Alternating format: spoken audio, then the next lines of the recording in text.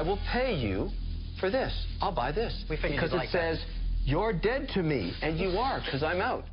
Donald Trump is already doing it here at home, and now Shark Tank's Mr. Wonderful wants to make Canada great again. Businessman Kevin O'Leary is running to be the conservative leader of our neighbor to the north. What lessons has he already learned from President Trump? He joins me now.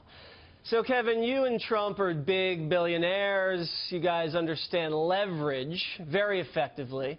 How do you believe President Trump is using leverage in negotiating so far in his first 30 days as commander-in-chief? Well, the first thing Trump recognized in the campaign, and I think it's not just unique to the United States, it happened in Britain, it's happening in Canada, in France, in Switzerland, in Colombia. The body politic, people who vote, are sick and tired of politicians. They've had enough BS.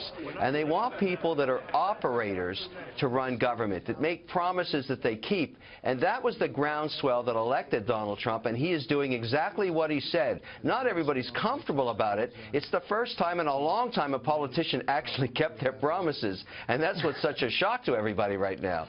Yes, people are very uncomfortable with politicians keeping promises because it never happens.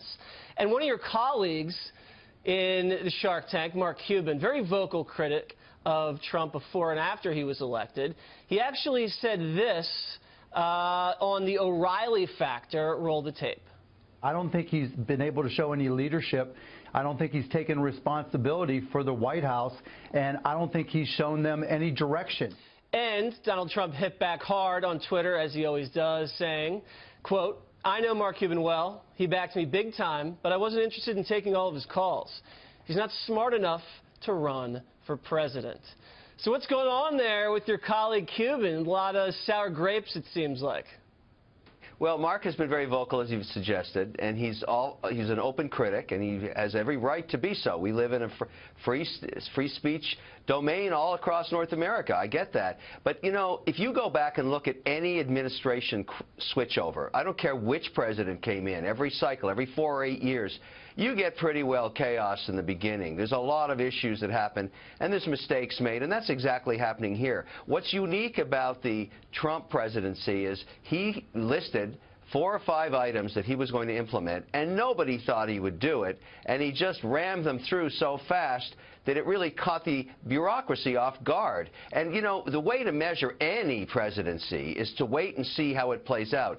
By the measure of an investor, you've been pretty happy with Trump. You're up almost 10% on the S&P, and a huge move in a short period of time. But you said something that I kind of want to touch on here in terms of economic performance. Because let's look at the numbers. President Trump has created well over 200,000 jobs, theoretically, since the election, secured nearly $80 billion in investments in this country from big names like IBM, Walmart, and General Motors.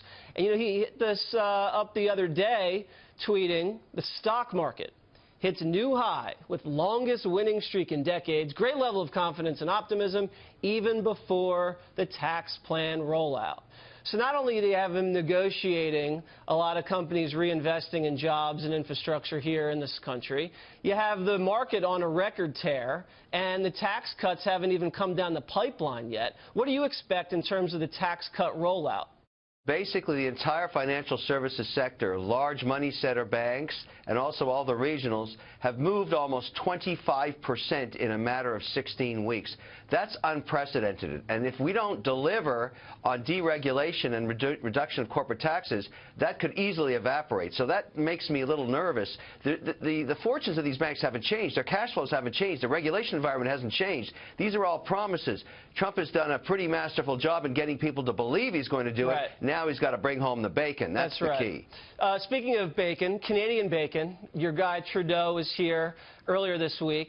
And, you know, whenever Trump does the photo op, he likes to shake hands very vigorously. And before we do this, let's take a look at how Trump usually shakes hands with men he's dealing with. I think we have some footage here. So, your guy, Trudeau, tried to beat him to the punch when they shook hands, grabbing him by the arm here, and then kind of going in so he doesn't get the pull job. I thought it was pretty effective. You must have been proud of your Canadian counterpart.